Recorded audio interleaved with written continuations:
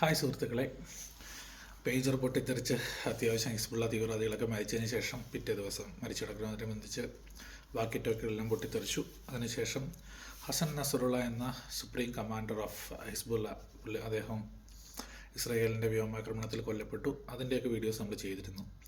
അതിനുശേഷം പുതിയ അപ്ഡേറ്റ്സ് വന്നുകൊണ്ടിരിക്കുന്ന ഇറാൻ ഏകദേശം 180-നും 200-നും ഇടയ്ക്ക് ബാലിസ്റ്റിക് മിസൈൽസ് ഇസ്രായേലിലേക്ക് തൊടുത്തുവിട്ടു. അതിനകത്ത് 90% അല്ലെങ്കിൽ 90% മേളിൽ ഇൻ്റർസെപ്റ്റ് ചെയ്തു. അതിനകത്ത് അമേരിക്കയുടെ എയർ ഡിഫൻസ് സിസ്റ്റവും ഇസ്രായേലിൻ്റെ ആരോ അല്ലെങ്കിൽ ഡേവിഡ് സ്ലിംഗ് അയൺ ഡോം സംവിധാനങ്ങൾ ഈ മൂന്നും ഉപയോഗിച്ചുകൊണ്ട് ഇസ്രായേലും അതിനെ മാക്സിമം ഒക്കെ ചേർത്തിട്ടുണ്ട്.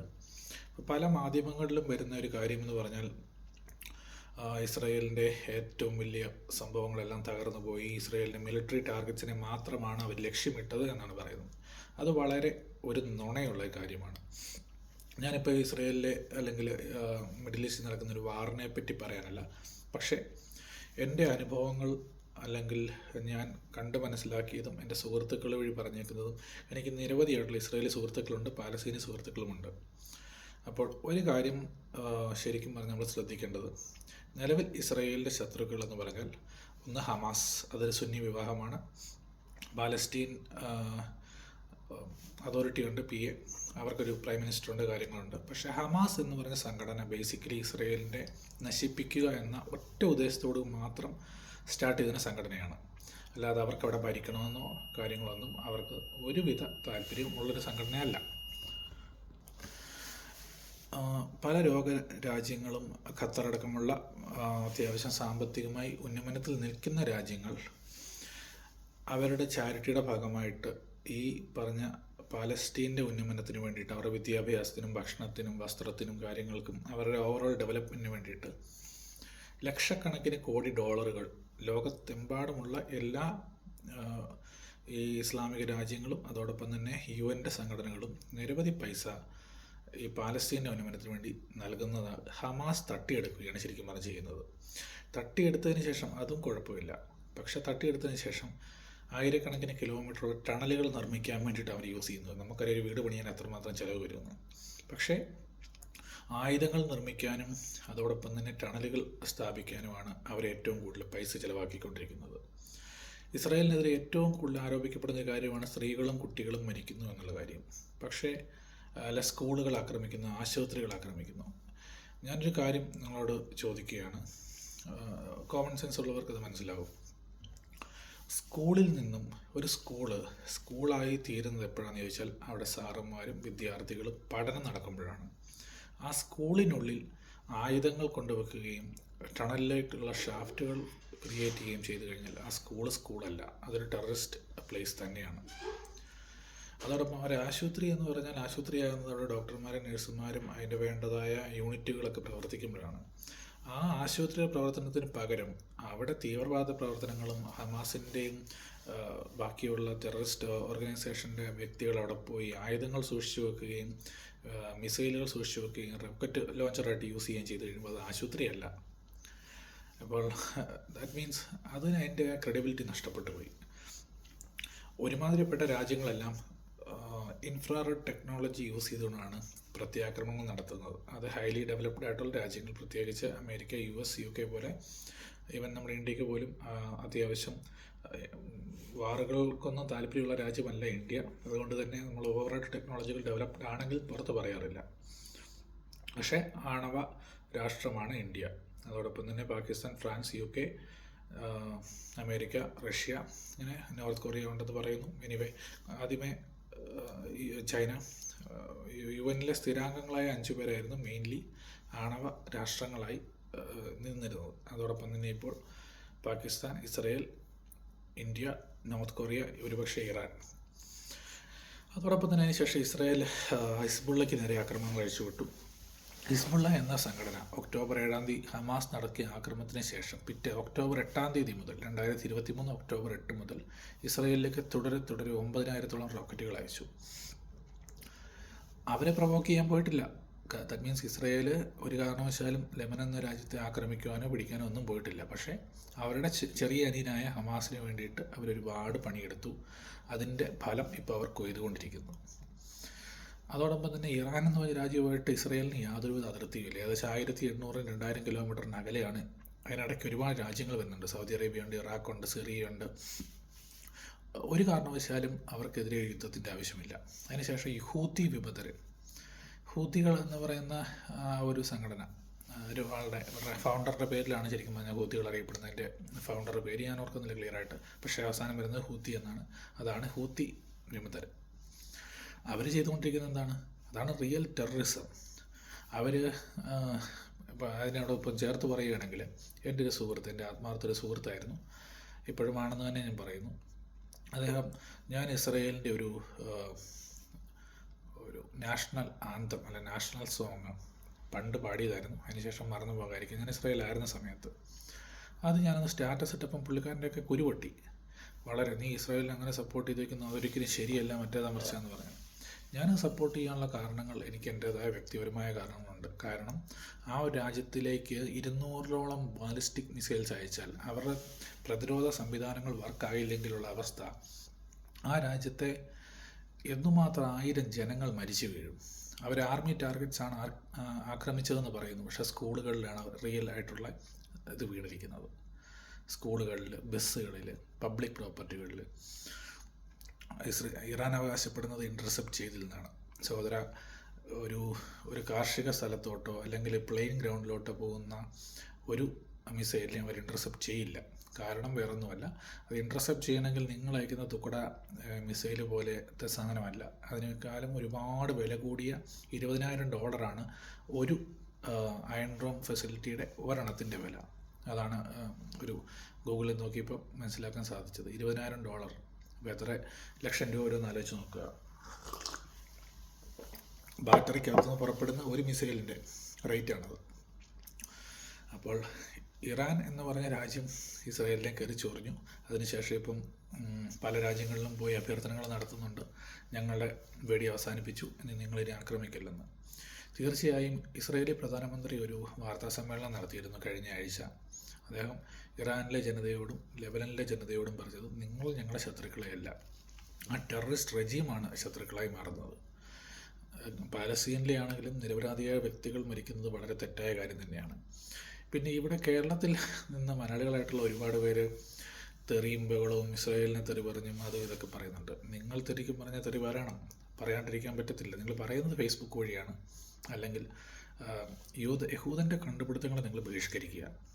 യഹൂദൻ്റെ കണ്ടുപിടുത്തങ്ങളെപ്പറ്റി ഒരു വീഡിയോ വേണമെങ്കിൽ ചെയ്യാം, അങ്ങനെ ആർക്കെങ്കിലും സംശയം ഉണ്ടെങ്കിൽ. ഏറ്റവും കൂടുതൽ കണ്ടുപിടുത്തങ്ങൾക്കുള്ള, കെമിസ്ട്രിക്കുള്ള, ഫിസിക്സിനുള്ള നോബൽ പ്രൈസുകൾ വാരിക്കൂട്ടിയിരിക്കുന്ന ഒരു ജനതയാണ്. ലോക ജനതയ്ക്ക് ഏറ്റവും വലിയ അനുഗ്രഹമായി തീർന്നേക്കുന്ന ഒരു ജാതിയാണ് ജൂസ്. അവർ കച്ചവടവും കാര്യങ്ങളൊക്കെ ആയിട്ട് മര്യാദയ്ക്ക് പോകുന്നൊരു ജനതയാണ്. അവരെ ചൊറിഞ്ഞ് ഒരു പരുവാക്കി കഴിയുമ്പോൾ അവർ തിരിച്ചടിക്കുന്നു. പക്ഷേ എക്സിസ്റ്റൻസിന് വേണ്ടി അവർ എവിടെ തറ്റം വരെയും പോകും. അവർ അണുവായുധം പ്രയോഗിക്കാൻ പോലും ഒരു മടിയും കാണിക്കുന്ന ഒരു രാജ്യമാണെന്ന് എനിക്ക് തോന്നുന്നില്ല. എൻ്റെ അറിവിൽ അവർക്കൊരു ത്രെട്ട് അവരുടെ നിലനിൽപ്പിന് ഒരു ഭീഷണി ഉണ്ടായിക്കഴിഞ്ഞാൽ തീർച്ചയായും അവർ വളരെ ശക്തിയായി പ്രതികരിക്കും. ഒരാൾ അടിക്കാൻ വരുമ്പോൾ അവർ അടിക്കാൻ വരുന്നവനെ എറിഞ്ഞ് വീഴ്ത്തും അവർ. അതാണ് സംഭവിച്ചുകൊണ്ടിരിക്കുന്നത്.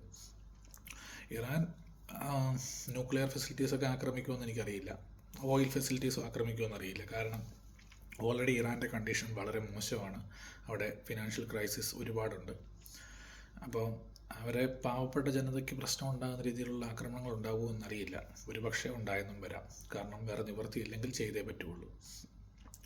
ഇവിടുത്തെ നമ്മുടെ കേരളത്തിലെ അല്ലെങ്കിൽ ബാക്കിയുള്ള നമ്മുടെ ഇന്ത്യയിലുള്ള ഇസ്ലാമിക സുഹൃത്തുക്കൾ ഈ ഹമാസിനെയും ഹിസ്ബുള്ളയും ഹൂത്തികളെയും എച്ച് വന്നു കഴിയുമ്പോൾ ഉള്ള പ്രശ്നം എവിടെ വെച്ചാൽ BBB വരും. ബിയുടെ വകയായിട്ട്, BB എന്ന് പറഞ്ഞാൽ ബെഞ്ചമിൻ നെതന്യാഹുവിനെ വിളിക്കുന്ന പേരാണ് BBയുടെ വകയായിട്ട് BBB എന്ന് പറയുമ്പോൾ ബങ്കർ ബസ്റ്റർ ബോംബ്സ് അവിടെ പെയ്യും. അപ്പോൾ നേതാക്കളെല്ലാം ഒന്നൊന്നൊന്നായി കൊലപ്പെട്ടുകൊണ്ടിരിക്കും. കഴിഞ്ഞ ദിവസമൊക്കെ ഞാൻ ആളുടെ ലിസ്റ്റ് പറയാൻ എനിക്ക് പറയത്തില്ല, അത്രയധികം ലിസ്റ്റാണ് ഹമാസിൻ്റെയും ഹിസ്ബുള്ളയുടെയും നേതാക്കൾ മരിച്ചു കൊണ്ടിരിക്കുന്നത്. കഴിഞ്ഞ ദിവസം സിറിയയിൽ ആക്രമണം നടത്തി ഹൂതികളുടെ പോർട്ട് ഹുദൈദ എന്ന് തോന്നുന്നു, ആ പോർട്ട് മുഴുവൻ നശിപ്പിച്ചു കളഞ്ഞു. ബെയ്റൂട്ട് നഗരം നിന്ന് കത്തുന്നു, ആയിരക്കണക്കിന് ആൾക്കാർ മരിച്ചു വീഴുന്നു. എന്നിട്ടും ഒരു സമാധാനത്തിലേക്കുള്ള പോക്ക് ഉണ്ടെന്ന് തോന്നുന്നില്ല. ഇതൊരു എസ്കലേഷനിലെ വാർ തന്നെ വരുള്ളൂ. ഇതൊരു ബിഗ് വാറിലേക്ക് മാറാനുള്ള സകല സാധ്യതയും ഉണ്ട്. ഇതൊരു തേർഡ് വേൾഡ് വാറിലേക്കുള്ളൊരു വെൽക്കമിങ് ആണെന്ന് ഞാൻ ആദ്യത്തെ വീഡിയോയിൽ പറഞ്ഞിരുന്നു. അത് നിരാശാജനകമാണെങ്കിലും അതിനുള്ള സകല സാധ്യതയുമുണ്ട്. ചൈന ഓൾറെഡി തായ്വാനെ ആക്രമിക്കാൻ വേണ്ടിയിട്ട് അവരുടെ യുദ്ധക്കപ്പലുകളും വിമാനവാഹിനി കപ്പലുകളെല്ലാം തായ്വാൻ്റെ തീരത്തോടടുത്തുകൊണ്ടിരിക്കുന്നു. അതിനുശേഷം നോർത്ത് കൊറിയ, സൗത്ത് കൊറിയ ഇടിക്കാൻ വേണ്ടിയിട്ട് കൈ ചുരുട്ടി രണ്ട് കൂട്ടർ നിൽക്കുന്നു. അതോടൊപ്പം ഇന്ത്യ എന്ന രാജ്യത്തിന് പോലും ഇപ്പോൾ ഭീഷണിയായി വന്നിരിക്കുകയാണ്. ഇന്ത്യക്ക് നേരത്തെ ചുറ്റും ശത്രുക്കളില്ലായിരുന്നു. ഇന്ത്യയും ഇസ്രായേലും തമ്മിൽ ഇപ്പോൾ ഏകദേശം കമ്പാരിസണിലേക്ക് വന്നിരിക്കുന്ന സമയമാണിത്. ഇന്ത്യക്ക് ശ്രീലങ്ക പുതിയ പ്രോ ചൈനീസ് ഗവൺമെൻറ് വന്നതിന് ശേഷം ഇന്ത്യക്ക് ശ്രീലങ്കയിൽ നിന്നും പല ഭീഷണികളുണ്ട്. ഹമ്മന്തോട്ട തുറമുഖത്തിൽ ചൈനയുടെ വെസൽസൊക്കെ വന്ന് നമ്മൾ വായിച്ചതാണ്, കണ്ടതാണ്. മ്യാൻമാറും ആയിട്ട് ഈ പറഞ്ഞ വലിയ ലോഹിത്തിലൊന്നുമല്ല. കാരണം രോഹിംഗ്യകൾ അഭയാർത്ഥികളെല്ലാം കൂട്ടമായി ഇന്ത്യയിലേക്ക് എത്തുന്നത് ഇന്ത്യക്ക് വളരെ ദോഷം ചെയ്യുന്നൊരു കാര്യമായിരുന്നു. നമ്മുടെ മണിപ്പൂർ ആ കലാപത്തിലും മ്യാൻമാറിൻ്റെ ഒരു പങ്ക് പറയുന്നുണ്ട്. അതോടൊപ്പം മാലദ്വീപ്സും ഒരു പ്രോ ചൈനീസ് ആക്റ്റായിട്ട് കളിച്ചുകൊണ്ടിരിക്കുകയാണ്. ഇപ്പോൾ ഇന്നോ നാളെയുമായിട്ട് മാലദ്വീപ്സിൻ്റെ പ്രസിഡൻറ്റ് ഇന്ത്യ സന്ദർശിക്കുന്നുണ്ട്. പക്ഷേ പഴയ കീഴ്വഴക്കിൽ നിന്നും മാറി ഇന്ത്യൻ സൈനികരെ പുറത്താക്കാനുള്ള ശ്രമങ്ങളെല്ലാം മാലദ്വീപ്സ് ചെയ്തുകൊണ്ടിരിക്കുന്നുണ്ട്. അതോടൊപ്പം തന്നെ ചൈന ഓഫ് കോഴ്സ് നമ്മുടെ ശത്രുക്കളാണ് ഇൻ എ വേ.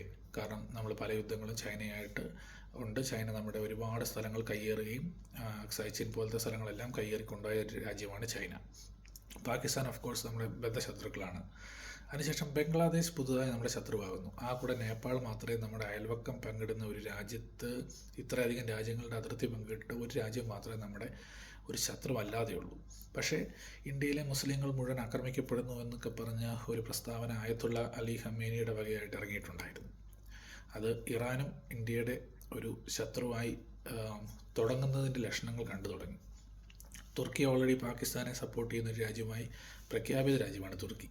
അതോടൊപ്പം തന്നെ ഇന്തോനേഷ്യ, മലേഷ്യ, ഈ രണ്ട് രാജ്യങ്ങളും ഈ പറഞ്ഞ ഇന്ത്യക്കെതിരെ, മലേഷ്യയിൽ ഇന്തോനേഷ്യ പല UN പ്രമേയങ്ങളിലും ഇന്ത്യയെ എതിർത്തിട്ടുള്ള രാജ്യമാണ്. സോ ഇന്ത്യയും ഇസ്രായേലും തമ്മിലൊരു താരതമ്യം ചെയ്യുകയാണെങ്കിൽ ഇപ്പോൾ ചുറ്റും ശത്രുക്കളുള്ള ഒരു രാജ്യമായി ഈ രണ്ട് രാജ്യങ്ങളും മാറിക്കൊണ്ടിരിക്കുന്നു. എത്രയും വേഗം സമാധാനം ലോകത്തിൽ പുലരാൻ നമുക്ക് ആശംസിക്കാമെങ്കിലും ഇത് ഒരു വൈഡർ എസ്കലേഷനിലേക്ക് പോകാനുള്ള സകല സാധ്യതയുമുണ്ട്. ഒരു വലിയ യുദ്ധത്തെ നേരിടേണ്ടതായിട്ട് ലോകം കാണേണ്ടതായിട്ടിരിക്കുന്നു. അത് ഹൈടെക് വാർ, ഒന്നാം ലോകമഹായുധമോ രണ്ടാം ലോകമഹായുധമോ പോലെ ആയിരിക്കില്ല. ഇത് ലോകത്തിൻ്റെ അവസാനത്തിലേക്ക് എത്തുന്ന മൂന്നാം ലോകമഹായുധം ആസന്നമാണെന്നുള്ള കാര്യം എല്ലാവരും തിരിച്ചറിയുക. പിന്നെ ഈ പറഞ്ഞ ഹമാസിനും ഹൂത്തികൾക്കൊക്കെ വേണ്ടി കുടപിടിക്കുന്ന കാര്യങ്ങൾ വ്യക്തികളൊന്നും ആലോചിച്ച് കൊള്ളുക. ഹിസ്ബുള്ള എന്ന ആ നരകിച്ച ശക്തി സിറിയയിലെ പതിനായിരക്കണക്കിന് സുന്നി വിഭാഗക്കാരെ കൊന്നൊടുക്കിയവരാണ്. ഇറാൻ പിന്തുണയ്ക്കുന്ന ഹൂതി വിമതരാണ് അറാംകോ എണ്ണപ്പാടം സൗദിയിലേക്ക് മിസൈലുകൾ തൊടുത്തത്. സൗദി UAE സഖ്യസേന എന്തുമാത്രം ഹൂതികളെ കൊന്നൊടുക്കി എന്നുള്ള കാര്യത്തിന് ഒരു കയ്യും കണക്കുമില്ല. മാത്രമല്ല ഇറാൻ, ഇറാഖ് എന്ന ഈ രണ്ട് രാജ്യങ്ങൾ ഷിയ വംശജരാണെങ്കിലും ഇറാഖിലെ എന്തുമാത്രം സുന്നികളെയാണ് സദാം ഹുസൈൻ എന്ന് പറഞ്ഞ ഷിയ ഏകാധിപതി കൊന്നൊടുക്കിയെന്നുള്ള കാര്യം നമുക്ക് വിക്കിപീഡിയയിൽ നോക്കിയാൽ മനസ്സിലാവും. സോ സമാധാനം പുലരുന്ന വ്യക്തികളല്ല ഇവരെല്ലാം തീവ്രവാദികളാണ്. ഒരു ഹിജാബ് ധരിക്കാത്തതിന് ഇവർ കണ്ണ് ചൂടുന്ന ഒരു റജീമാണ് നിലവിലെ Islamic republic of Iran. So കൂടുതൽ ആരും ന്യായീകരിക്കാനൊന്നും പോകണ്ട, അതായിരിക്കും നല്ലത്. കാരണം സൗദി പോലത്തെ MBS മുഹമ്മദ് ബിൻ സൽമാൻ എന്ന ആ രാജാവിൻ്റെ തോട്ട്സ് വളരെ ചിന്തനീയമാണ്. ശരിക്കും പറഞ്ഞാൽ അദ്ദേഹമൊക്കെ ഒരു തീവ്രവാദ ചിന്താഗതികളെ അടിച്ചമർത്താൻ ഒരുപാട് ശ്രമിക്കുന്നു. റാഡിക്കൽ ഇസ്ലാമിനെ ശരിക്കും അവർ തുടച്ചു നോക്കാൻ സൗദി പോലത്തെ UAE പോലത്തെ രാജ്യങ്ങൾ ശ്രമിച്ചുകൊണ്ടിരിക്കുകയാണ്. അപ്പോൾ ഈ പറഞ്ഞ ഇസ്ലാം എന്ന സമാധാനത്തിൻ്റെ മതം, അല്ലെങ്കിൽ സമാധാനം പഠിപ്പിക്കേണ്ട മതം, അതങ്ങനെ തന്നെ തുടരുകയാണ് വേണ്ടത്. അത് റാഡിക്കലായിട്ട് ചില വാക്കുകളെ കോട്ടി ആൾക്കാരെ കൊന്നെടുക്കുക എന്നുള്ള ചിന്താഗതികൾ വരുന്ന ഈ ആയത്തുള്ള അലി ഖമേനിയെ പോലത്തെ പടുവൃദ്ധർ തീവ്രവാദം തലയ്ക്ക് പിടിച്ച് തോക്കും പിടിച്ചുകൊണ്ട് പ്രസംഗിക്കുന്നത്. കഴിഞ്ഞ വെള്ളിയാഴ്ച പ്രസംഗം കേട്ടായിരുന്നു. വളരെ മൃഗീയമായ ഒരു കാഴ്ചപ്പാട്. പഴയ 6-ാം നൂറ്റാണ്ടിലേക്കും 4-ാം നൂറ്റാണ്ടിലേക്കും തിരിച്ചു പോകാനുള്ള ആ ഒരു ചിന്താഗതി, ആയുധം കയ്യിലേന്തിയുള്ള പ്രസംഗങ്ങൾ, ഇതൊക്കെ അവസാനിപ്പിക്കേണ്ട സമയമായി. അദ്ദേഹത്തിന് ഞാൻ അഡ്വാൻസായിട്ട് അദ്ദേഹത്തിന് വേണ്ടി പ്രാർത്ഥിക്കുന്നു. അടുത്ത ബങ്കർ ബസ്റ്റർ ബോംബുകൾ അദ്ദേഹത്തിൻ്റെ തലയിൽ വീഴാതിരിക്കട്ടെ എന്ന് ആശംസിക്കുന്നു. Anyway, thank you for watching. By.